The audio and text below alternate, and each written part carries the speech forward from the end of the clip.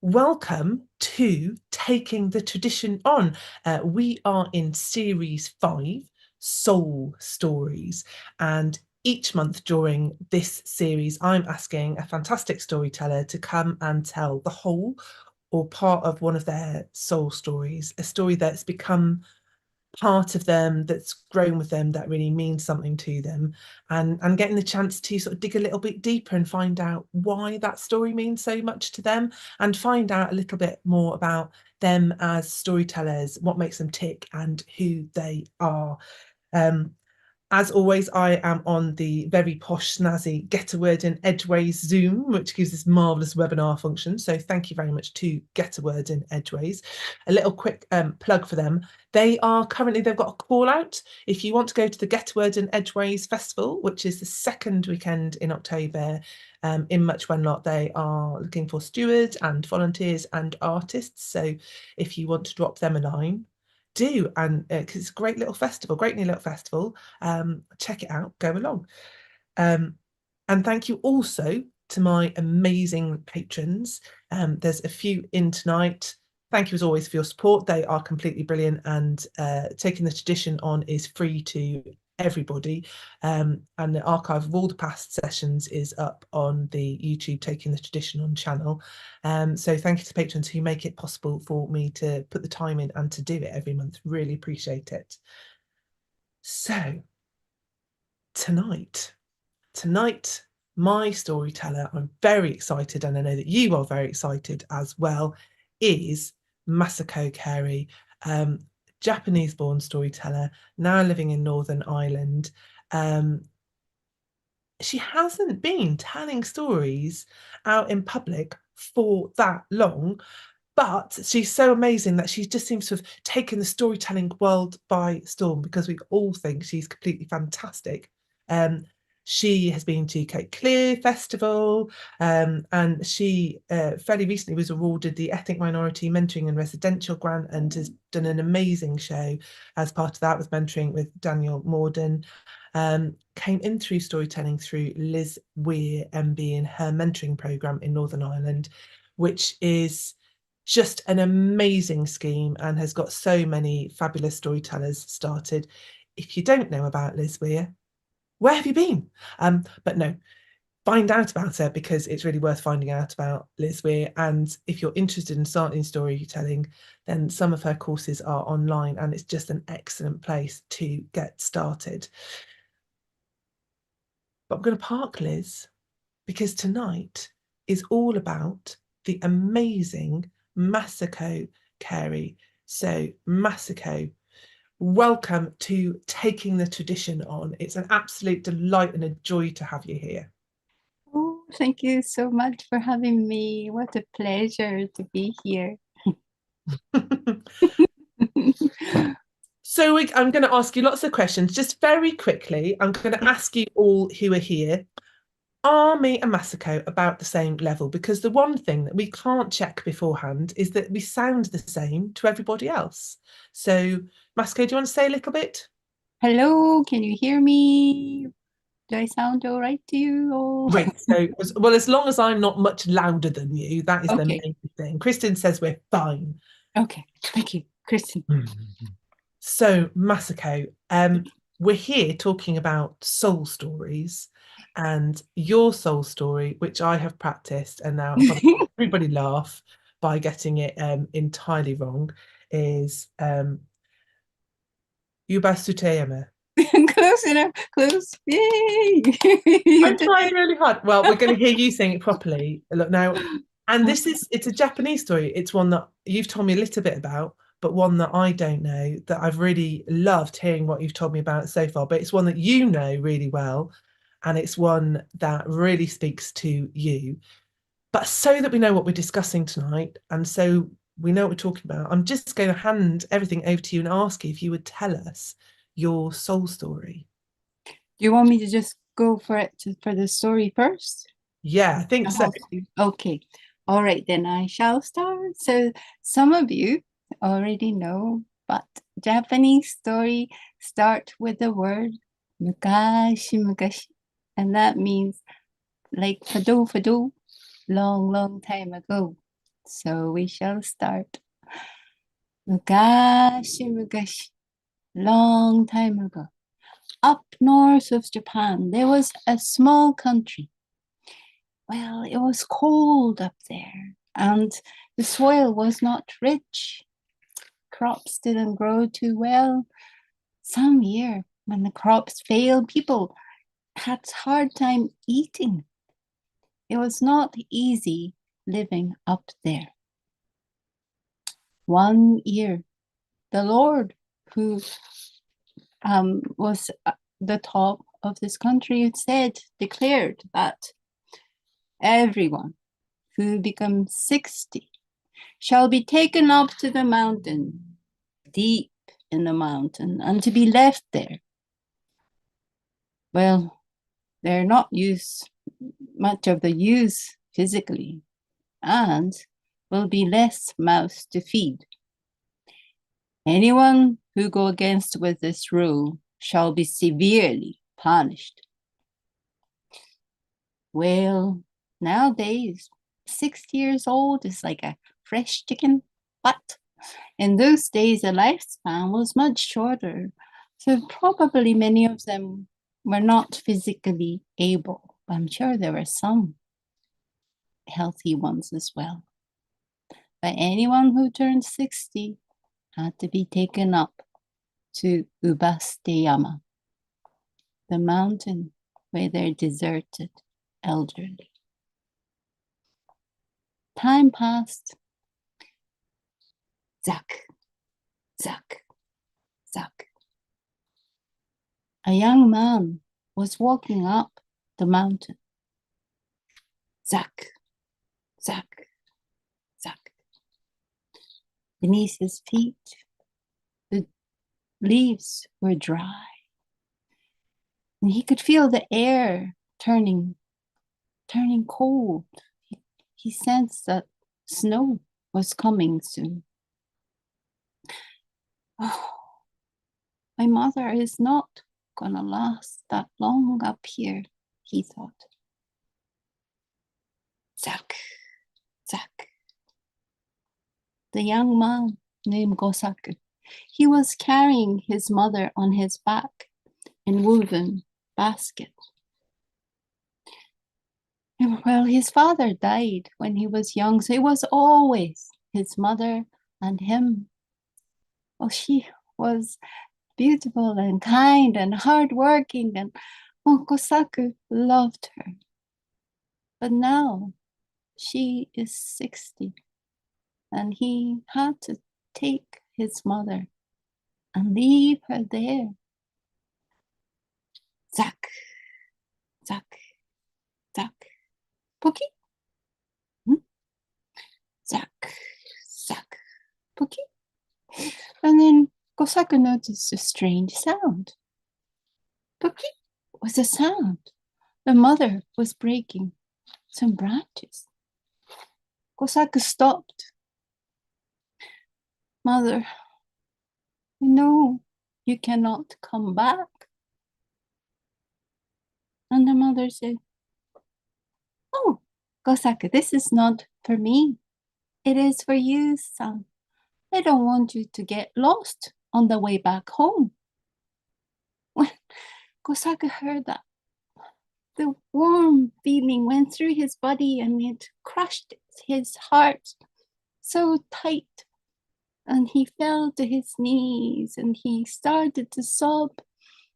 Oh, Gosaku, what's wrong with you? His mother was worried, but he couldn't answer. He was crying so hard. And after a good while, he got up. And instead of going up, he turned around and started to go down. Oh, Gosaku, what are you doing? Leave me up there. Oh, you're going to get into trouble. Gosaku, leave me. Mother, don't worry. I have an idea. So Gosaku went back home with his mother and waited until it went dark. And then he sneaked her into the house. He was a good carpenter and he made a comfortable space for his mother to live underneath the tatami mat, and he kept her there. Time passed, and then one day, some messengers came from a neighboring country. Oh, they all looked quite massive, and one in particular who looked like a leader, he was really big and was holding a huge log in his arms. And then he went to see the Lord and said, "Our Lord has decided that he does not need unwise neighbor, and he decided to give them riddles. So, and if you cannot answer to this riddle, we are going to invade your country." Well, the first riddle is this: the log I have brought you. Now, can you tell which side is up and which side is down? We'll be back 3 days later. And the messengers left. Oh my. The castle went up and down all over the place. The Lord's advisors, noblemen, and the head of the villages, all of them were gathered up and put their heads together, but no one had any idea. Oh, put the notice up and see if anyone will be able to solve this riddle.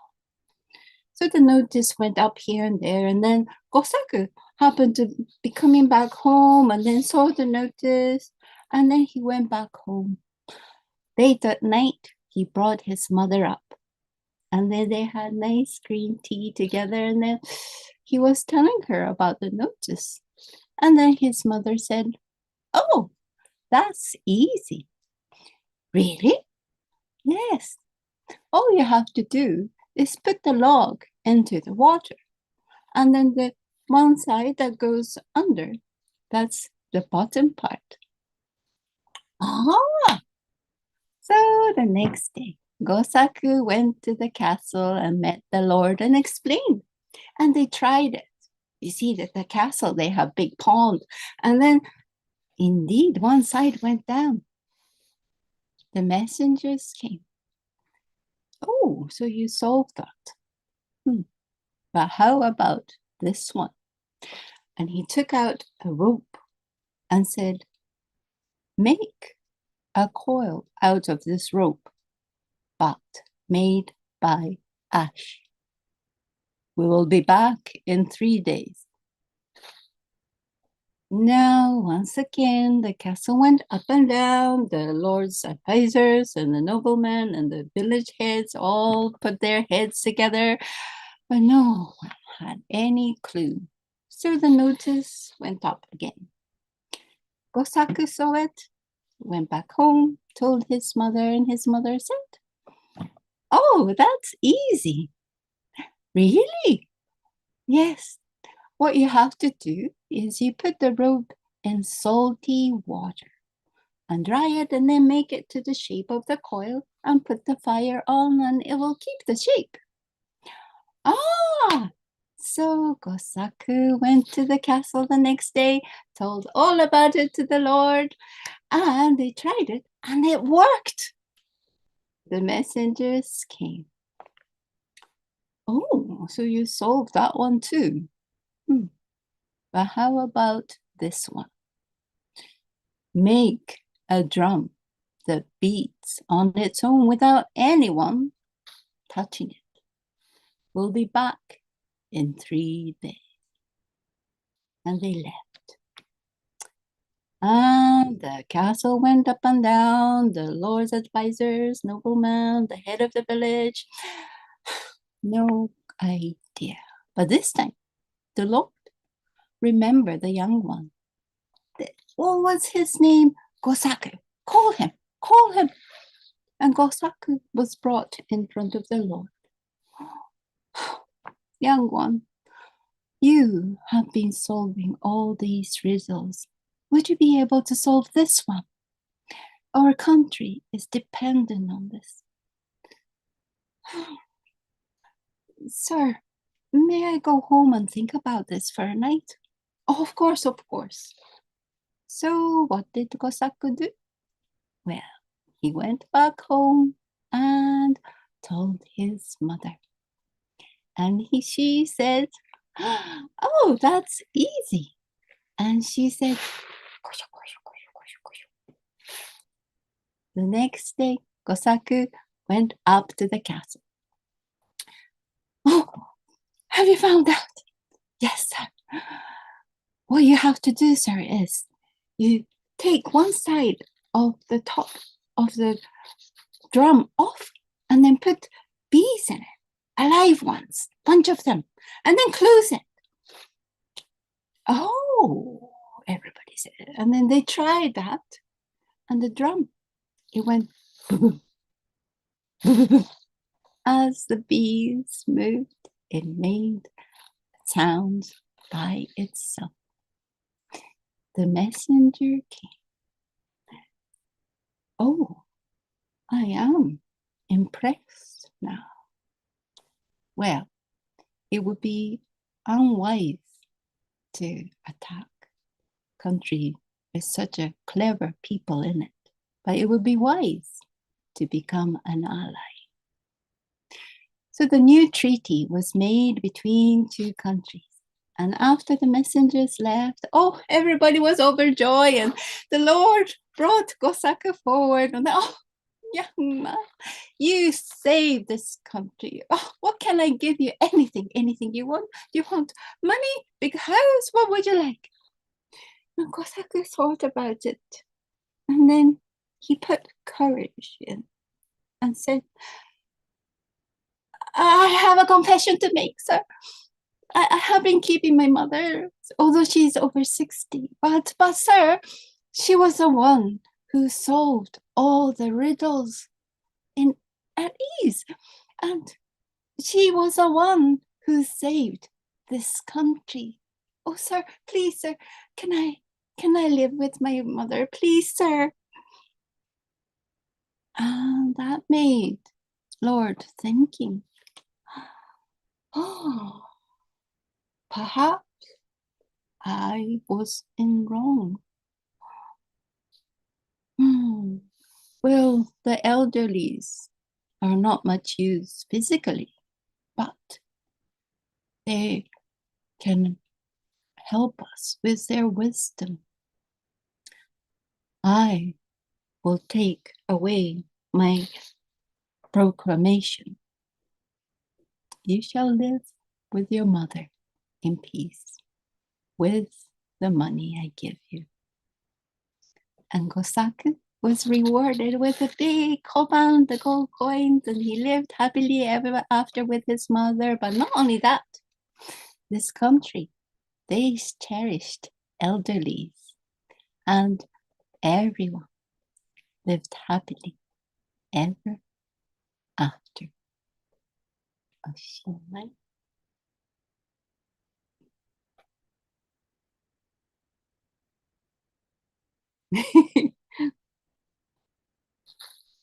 Oh, fantastic. Thank you. Lots and lots of love coming in straight away. Just Kristen saying, brava. Thank you, Masako, for such a heartfelt, vivid, emotive, thoughtful telling. Such a poignant and powerful story, so needed now and always. Absolutely, Kristen, I'm with you. Cara saying amazing story, so much wisdom in that tale. Sarah saying, yeah, again, poignant. Poignant is the word that everybody's saying. Love the sound effects as well from the beginning of the story. Having the three riddles. How many people got the answers to the riddles? Have we got any elderlies in who managed to get any of those riddles? I love a good riddle. I do love a good riddle. I might have got there with the log. I was on the rope and salt water. Had no idea. So yeah. Just loads of really lots and lots of love coming. Everyone's saying yes, Amy loves the riddles. I do indeed. Kristen's saying none of the riddles. Thank you to the elder for her wisdom. No, nobody is claiming to have managed to solve any of the riddles. I love your personification of her. She's so sweet. She's just so lovely. And then so we all love that story, and I can think of lots of reasons why I love that story, but I'm more interested in what it is, that particular story is the one that is your soul story, is the one that you're really drawn to. When did you first hear it, and what is it about? Well, I, I always loved reading, but also loved animation. And then on Saturday, 7:30 at night, there was this animation about traditional Japanese stories. And the intro goes like, Boya, yoiko da nen shina. And I'm glued onto the TV. Like that was my time for 30 minutes. And I encountered this story through this program, and I was about 9. And to be honest, I was quite shocked of the concept of leaving parents up the mountain. But even shocking later on was that I found out that it's actually based on a true story. I'm like, gee. So, but I think I got drawn into it, and then it grew inside me, I suppose, over the years from because, well, if you take out the outer layer, it's got everything like love of mother and son, and then it's got that riddle wisdom, and then it has the Lord reflect, and even somebody have power when he did wrong, he would regret it and then change it and made it right, and happy ending at the end. So it's got all those things happening. And I was digging a bit more deeper after when you asked me to think of the soul stories, and I was wondering why this one comes quite high up amongst all the stories I know of. And I always liked story with a moment in it. That's what my former teacher Stephen O'Hara said. That story with our moment is quite special, and I think this story has it. And what our part for me was all sort of goes into the beginning part. And I told you earlier about that beginning part. I can now tell without crying, but I used to tell it while I was crying. It makes me so emotional. And I think that's because for that relationship, there's a Daniel Morden told me about this. You have, when you tell, think of the background. Don't think about that surface part, but the background story, the everything. And I think in that relationship that mother and child had, the mother worried about the child and child deciding to return. It's a history, everyday history that mother and child had. And it's not I know it's not easy to raise children, but she tried her best. And through the everyday life, when he was small, she probably slept beside him and tried to provide nutritious food. And then through everyday life, he learned Japanese culture and what's right, wrong, and the being thankful, and all that mannerism, everything through her. And that sort of all went in between that little relationship. And I think that was the reason why I was so moved, because of that depth of love of mother and child, but especially in any mother, that unconditional love that mother gives to the child. There is that thing of trying so hard to make easy for him. I know. And then she was thinking, she's gonna be left there to die, but all she could think of was her child's safety, which is so special. So I think that really hit me to my heart. Yeah. Well, and her accepting nature of it as well, of just this is, you have to do this. I know you don't want to, you have to, it's fine, trying to make it okay for him. Yeah. I think is really a really big thing. I don't know, I have to admit, it's one of those stories that I want to tell to my children, and because he's a grown up in this story, and I think this my children are in that they're adorable, but they're in teenage years, and I don't always feel entirely appreciated. I think there are times when they would quite happily take me up the mountain and leave me there. But it's like, Hopefully I not. just need you to appreciate me a little bit more, you know. It's yes. This is why my children sometimes roll my eyes when I say, "Let me tell you a story, darling."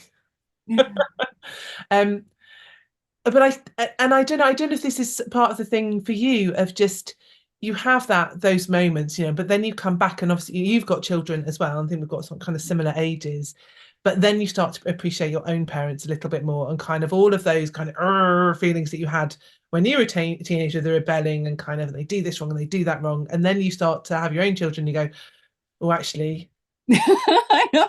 I'm like, I have a whole new appreciation. sorry for what I Like, did. Mum, you have my full endorsement now to just stand behind me and laugh because I think you've earned it. And she's, you know, and she doesn't do that. She's so great, you know, kind of and understanding of me kind of going with my own. And I think of some of the things I put her through. She should be standing behind me going, yes, go on, teach her what it was like. And, so and it's so for me kind of that story it's just that sitting in the middle of those two spaces and that and so when you know when you told it to me it just instantly took me into that space, but I don't know if that's a thing for you at all. Yeah, it is.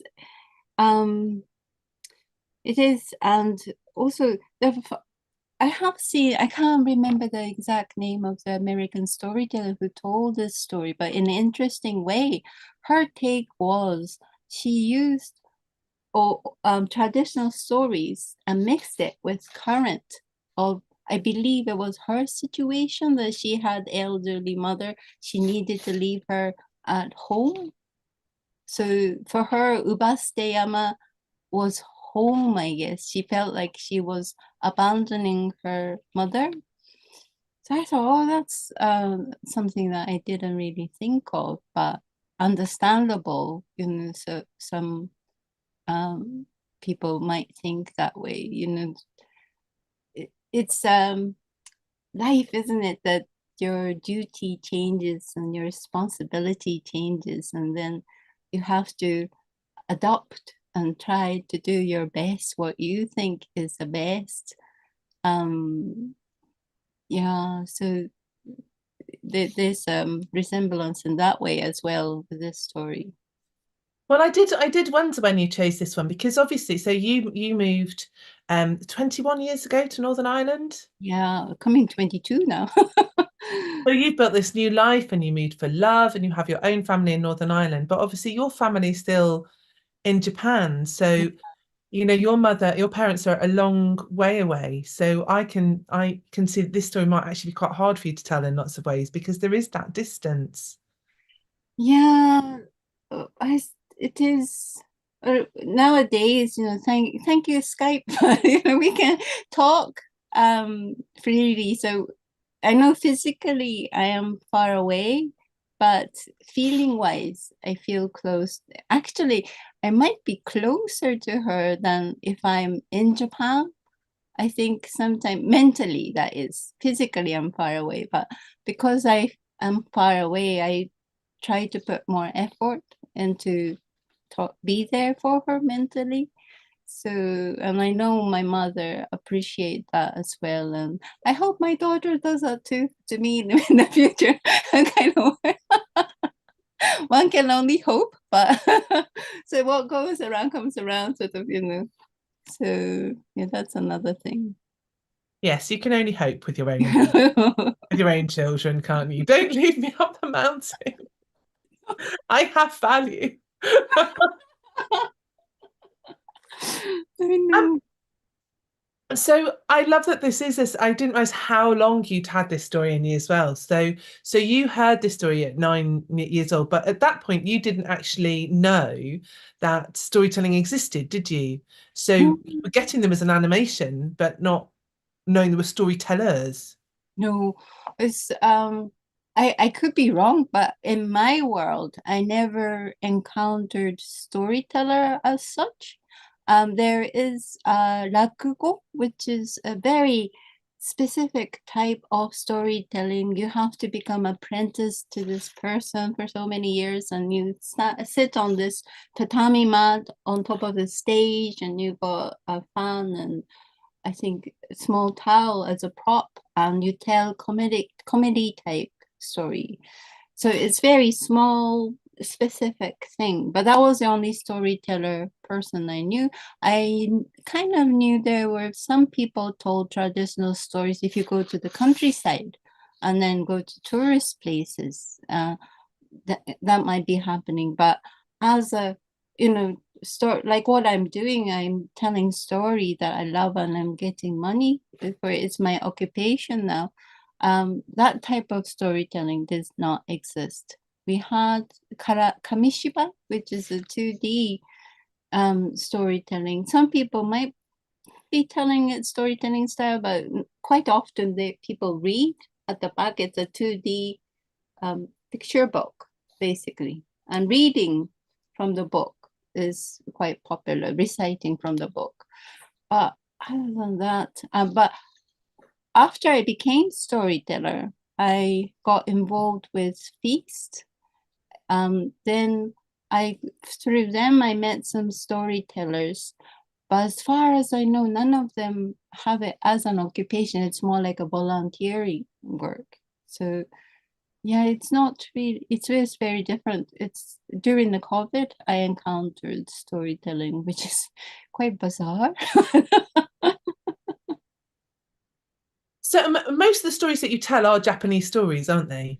They are, but my mentor Liz Weir and also Colin Irwin, they both sort of suggested that try not to be a one-trick pony. So they're trying always to suggest to expand my stories in the repertoire. So I do tell Japanese stories, but I also tell from different part of the world, or if there's any particular theme. Like when I work with some children, there was theme of castles or colors, or I'm happy to go along with it because I used to be a kindergarten teacher at international school. So working with the little people, I also love as well. I'm comfortable with. But after I became storyteller, I did learn some joy to tell these story with moments, which is not, always doesn't happen with little one, but it's a lot easier to tell to adults, that type of deeper meaning story. So I do enjoy both sides. Mm. I just sort of wondered because you discovered storytelling in Northern Ireland while you've been living there and were mentored by Liz Weir and very much in that tradition in Northern Ireland of just what that was of like kind of because you've been away. I mean, I know you go back obviously and you go and visit family and you go back to and visit Japan of what that journey has been like of kind of discovering your childhood culture and the place that you come through stories while living in a very different culture in a different country and sort of if that has been a way of homecoming or how that process has been for you. Ah, well, I suppose it's very natural for me. Um, because I was a kindergarten teacher, as many people know, when you're in front of little people, you have to lose yourself. You have to become a total entertainer. So talking in front of people, I was comfortable with. And then also, because I love that animation, when I was starting to learn how to do storytelling, and Liz was telling us, oh, visualize in your head. And I realized I was automatically visualizing from the beginning of my stories. That's how it works with me. And so my facial expression that I make, I'm not making it, it comes out as it is. It's part of me. So all in all, I'm very comfortable of telling stories, and it gives me lots of joy. And from hearing from what other people say, the compliment I get, see, it seems to be working. I'm like, hallelujah.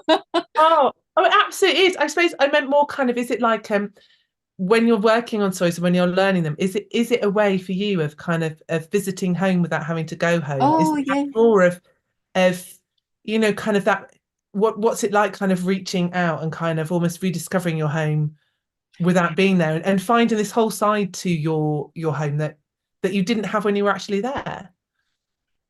I I suppose it's not necessarily home, but it is like digging into part of me. Like the because I must have watched listened to so many stories as a child that went on for years and years, and I watched a lot of them, and it's sort of like rediscovering my childhood part of Japan, if you like, and then that once you take in the story inside you and then it comes out as your version, which is quite unique as well. And also, um when I look for stories, I look for stories that ring bell to my heart, whether it's for a child or adult. There's so many of them, but funny enough, Liz said it's once that story finds you. It's like a bit like that, when you find the story that you like to tell, sort of. So it's sort of encountering story as well. It's a bit hard to explain, but yeah. I think it's really interesting because a lot of storytellers, when they first start, end up sounding very like their mentors or the people that they've heard the stories from. And I imagine that in some ways, because you've got a very distinctive voice, you've got your own unique style of telling that I really love. And I suppose if you've heard stories in one language and then you've got to process them and filter them and tell them in a different language, then it gets rid of a lot of that. You can't use somebody else's words and you can't tell them the way that you've heard them because you have to find a new language. You have to put it across to people who are living in a different culture and tell it in a different way.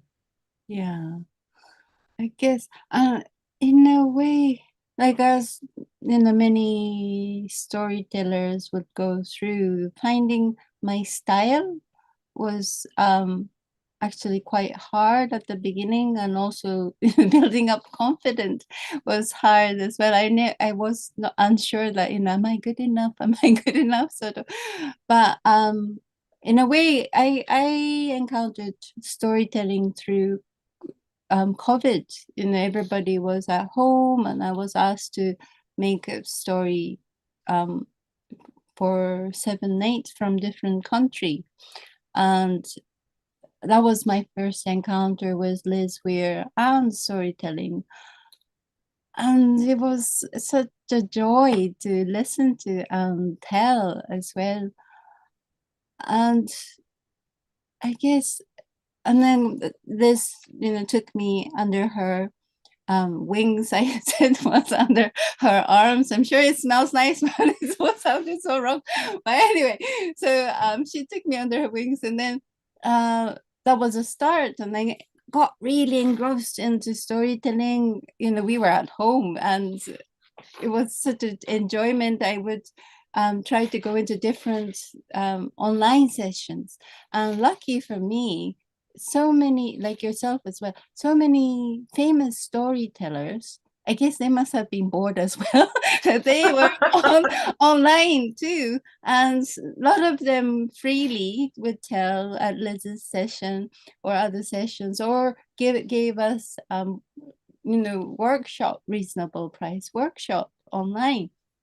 So I was extremely lucky, I think, that I got to hear so many amazing storytellers at early stage. And I try to learn from everybody, because everybody's style does not obviously fit me, but sometimes like, oh, that person's that part I like, and then I try to take it in. And my style, I think, was built that way little by little from the help of all the great storytellers I heard. So lucky me. You've done it very fast. I have to say, you have done it very, very fast. Sarah saying, Masako, you went from never knowing yourself as a storyteller to becoming a masterful storyteller in such a short time. So I'm going to throw it open fairly soon. I've got one more question that I wanted to sneak in. I suppose because your soul story is so much about that relationship between mother and a child, and I think it's just, kind of you've got a daughter in Northern Ireland who is half Japanese and half Northern Irish, but has been mostly brought up in Northern Ireland. Obviously, visit back in Japan. How are they responding to the stories? Are you sort of been able to give her that experience that you had of listening to all of those amazing stories with the animation and going, oh, I want to tell you these stories from where I come from and from my childhood? I know, no, she's another species, I think, I suppose. Like our personality is very different, and I adore her for the way she is. But no, we are very different. Like who knows in the future, because she's watching what I am doing and what I like, and I hope and I have some positive influence to her in the future. So, but she loves Japan. She always say, I want to go to Japan. So, yeah. And so I wondered if sort of there would be breadcrumbs then going, oh no, let you know where we're actually from, then we can go and visit some of the places. I have to admit, my children become much more interested in storytelling when there is a trip coming up that might be involved. There was a sudden surge in interest in storytelling when we went over to see Liz recently. Like, oh, well, yeah, if we get to go and see Liz, we want to hear Liz telling stories. We want to hear Masako telling stories.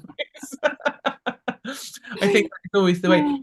So, well, I always have so many questions, but I'm aware we're sort of we've got time. But if I don't throw it open now, I won't leave time for everybody else. So I've got one question that I'm going to open up the Q&A and have a look. But this is the time, everybody. If there are things that you're burning to ask Masako and that you want to know, or comments that you want to make, do it now, and I shall have a look at them. So Elaine Minogue is saying, so are there many stories available? Elaine, we might need a little bit more about that. I'm seeing many Japanese stories available. I'm assuming she means that maybe because you didn't know about there not being storytellers, there actually lots of Japanese stories available, even though there's not storytellers. I'm assuming is what Elaine. Yeah, well, there's obviously language barrier, like the animation that I watched. A lot of them are on archive. So if you can read Japanese or can watch in Japanese, there are tons out there. I have seen English version of them as well on YouTube. So if you are interested in listening to Japanese stories, you can find quite a lot on YouTube in English.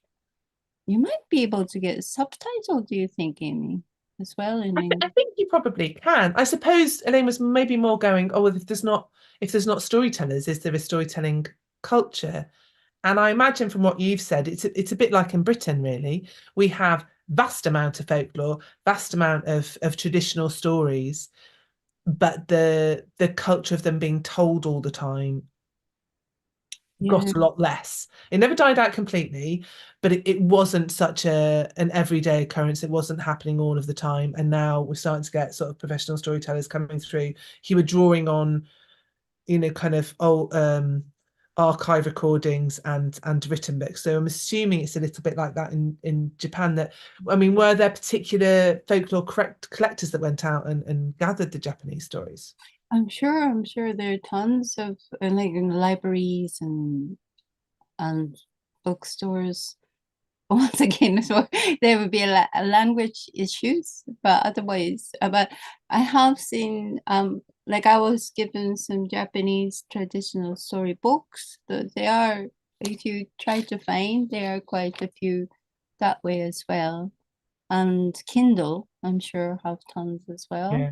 I think it was more, yeah. So there are lots of stories out there. I think it was more about the actual the tradition and the culture. But as you were saying, did you? From what you said, it sounds like you grew up in a city. Yes, I well, a suburb of city. So, but yes, Tokyo is where I'm originally from. So there was sort of a culture of They do that in the countryside. They do that in the countryside. It's Definitely. a bit old-fashioned, when they're not quite as modern. You know, the old place and there's a fire and people surrounding the fire. Okay. We don't have that image of storytelling in Britain at all. But no, I have never met storyteller in Britain or Irish style. No. Mm. So, well, yeah, you're going to have to go back to Japan and take storytelling there, aren't you? There's Yes. lots of questions coming up. Elaine saying, yes, I did get the right end of the stick. Erin's saying, have you heard of the movie from um, the 80s or 70s where two Japanese sons take their mothers up the mountain? One wants to go, one doesn't. She saw it in college, can't remember the name or find it. I think that might be the one that based people believe that it's a real story. That's called Ubasuteyama, and that's mountain is it exists. That name mountain exists in Nagano Prefecture, and I think I can't remember all the stories, but I do remember some part of the movie, which was quite like vivid for me. It might be Narayama Bushiko, which is a mouthful for you. And yeah, Chiro Fukazawa might have But written. you know what, Erin? I'll get Masako to write it, and I'll put it up in the discussion of the Facebook event afterwards. We'll get that sorted afterwards. But I suppose, I mean, if it's based on true story and it's based on a real mountain, I imagine there's going to be lots of anecdotes and folk tales about that because it's going to be a common experience. That's the thing. Well, there's lots of stories based like this, not only up in Nagano Prefecture, but Iwate Prefecture and other places have the stories. But some researchers say, we couldn't find any evidence, but yet, it has been the story has remained through oral tradition, oral telling. So I would think, there's some truth to it. And well, it's one of those, it might not have been decreed by a lord, yeah. but it might just have been decreed by poverty, that is what some people felt forced to do. And it's a bit like, I suppose, in our culture, we have babes in the wood, so there is that thing that people would leave children in the wood sometimes. All those stories of the woodcutter going out and leaving the child there because they can't afford to feed them, it did happen. Yeah. Sometimes you had to sacrifice one of your family so the rest could live, and that being that absolute edge of starvation and poverty and the hard decisions that come with that, there's going to be stories about it because it's just such a trauma that's still held in ancestral memory. And these type of story often happens in north of Japan because our country is really, really long, and up north is close to Russia, which can go down to -41. And down south is an island, it would not go under 15 degrees. But up north always have a big snow and cold, and life has been in the past, before this luxury that we have, must have been really, really hard. So understandably, these things may have had to happen. So yeah, I mean, Erin's saying, yeah, there's absolutely there's an Inuit story, two old ladies being left in the snow and how they survived. And I think that's what the Inuit tradition is. Actually, quite often the old people would take themselves off. They would leave, do a bit of in the same way of, was it Captain Scott? Who was it? The Antarctic's one. I'm going out now, maybe sometime. That whole that self-sacrifice of also giving your life for the many. I better move on because we've got loads of questions here. Sal's asking, what language do you brainstorm, imagine, and vision in? When you're working on a story in your head, what language are you working in? English. I think if I'm telling in English, it would be English I'm thinking of. Yeah. So even when you've heard them first in Japanese, it's all just instinctively move straight to English. Yeah, in Japanese, and then when I'm starting to visualize in my brain the words that come out from the animation in my head would be English. It's Funny, interesting. isn't it? I never You read really my thought about it. Japanese I have habit. to think, my brain, how is it working? Sometimes you have to not think too hard because you can mess it up. Happens quite often now. um, Claudia is saying, do you have a favorite Irish story, Masako? Oh, that's difficult one. It's sad, but the Leah story, the children Leah, that's was like, oh, because it's child again. It's like, oh, it did grip me. That story, yeah. Yeah. But obviously theme here with the children departing. Yeah. Well, yeah, and there's people saying you tell the Irish stories very well as well. Um, oh, and people are putting up, so Sarah's putting up that there's versions of your story in Folk Legends of Japan, edited by Richard Dawson. Um, Oh, right. so which is I imagine in English so that everybody can access that Oh, yes. That's good. so there is a version of that and lots of other stories. I was just looking to see that there was another comment from Sarah that was coming back to no. I had to say mine too. I can't remember what in I'm getting mixed up with the message the written chat and the online chat. So Sarah, no, don't worry. I did see your comments, but I was just working my way down all the questions in the chat. Um, so oh, and Jane's going, yes, there's an Irish version called Half a Blanket, which is very similar. Oh, really? It's the same theme. Yeah. Of the. Do you know the Half a Blanket story? I mean, very briefly, it's this whole thing of kind of there not being enough food and putting out the old man and um kind of and putting out, just giving him a blanket and nothing else. And the grandson's going, really, don't part, Grandad, don't part, Grandad. But they go, no, got to do it, got to do it. We're getting rid of Grandad. And then they tell the grandson to bring a blanket, and the grandson rips it in half. He says, why are you ripping it in half? He says, well, I'm going to keep the other half for you when you're old. To his dad. Oh, I know that one. Yes.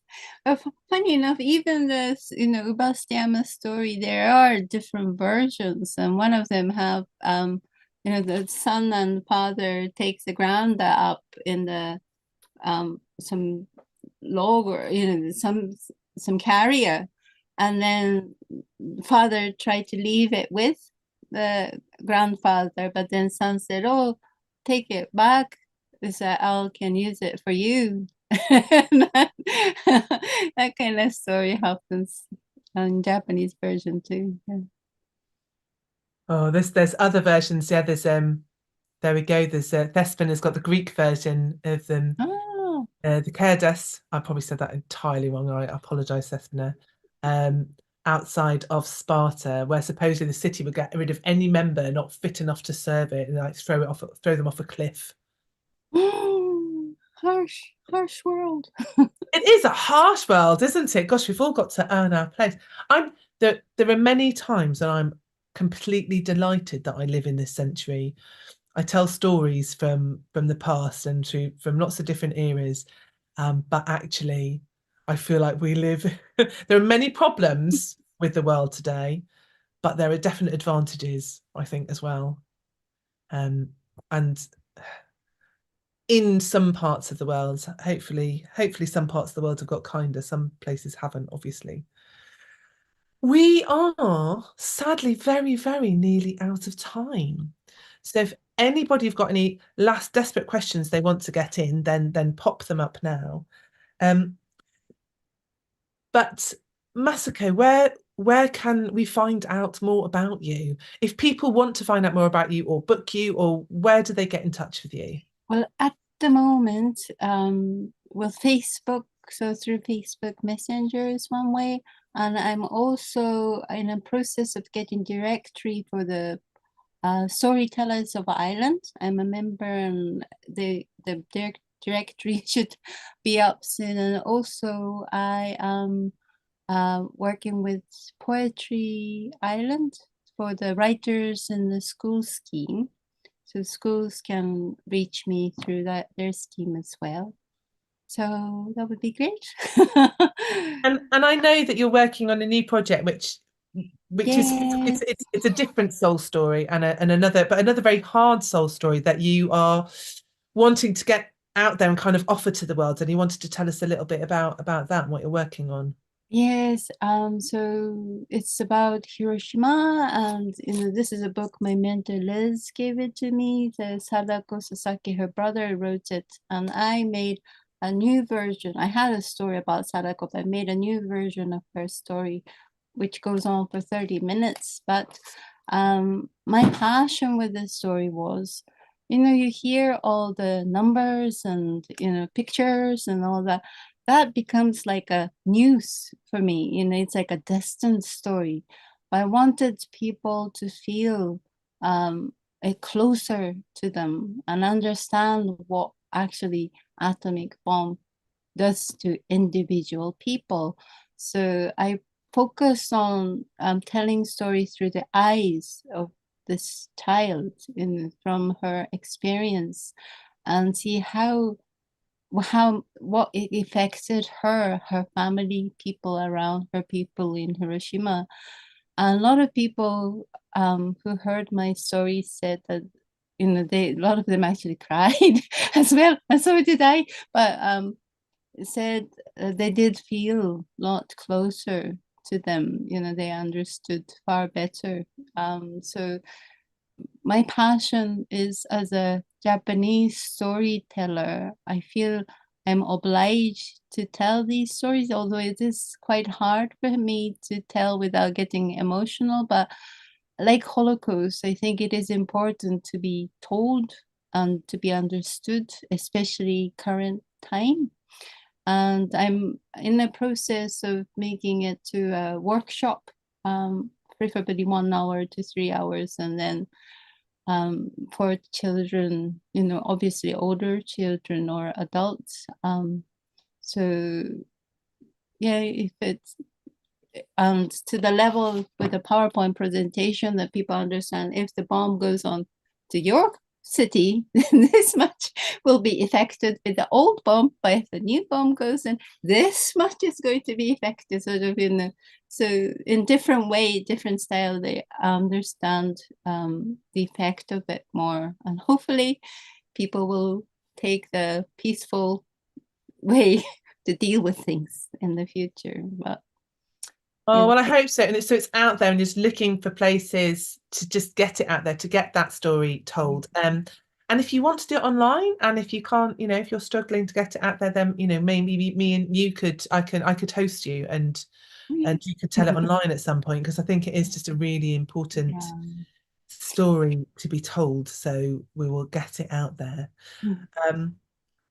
But for now, I leave you all up that mountain with the broken branches, just looking the way home.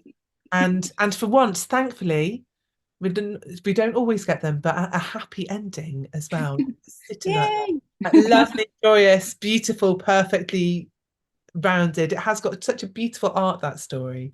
It just fits together so beautifully. So thank you so much for sharing your soul story with us, Masako. I really appreciate it.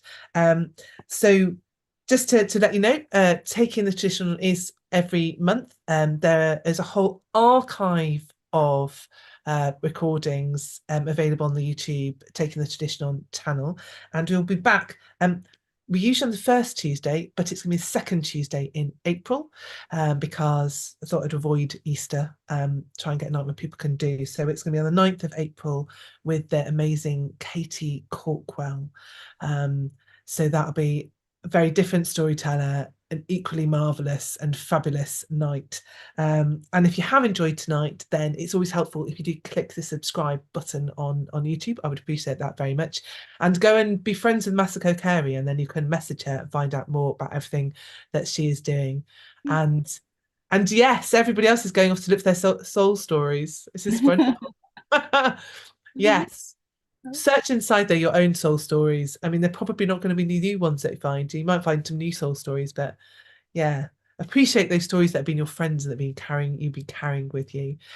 Thank you for all the love in the chat. I will be sending all of these messages to Masako because she hasn't had a chance Thank to you. read them all as we're going. I will pass all your messages on, and I will put the book references and the film things. We'll put all of those little bits in the discussion in the Facebook event so that you can find them. But for now, thank you to all of you who've listened tonight or this afternoon or this morning, depending where you are in the world. To everybody who's watching later, it's been a joy to have you with us, and a little bit of time travel that we can save this little moment in time for you for whenever you're ready to hear it. But for now, just one big massive thank you very much. Woo! Thank you for having me. And we will see you next month with Katie Corkwell. Thank you.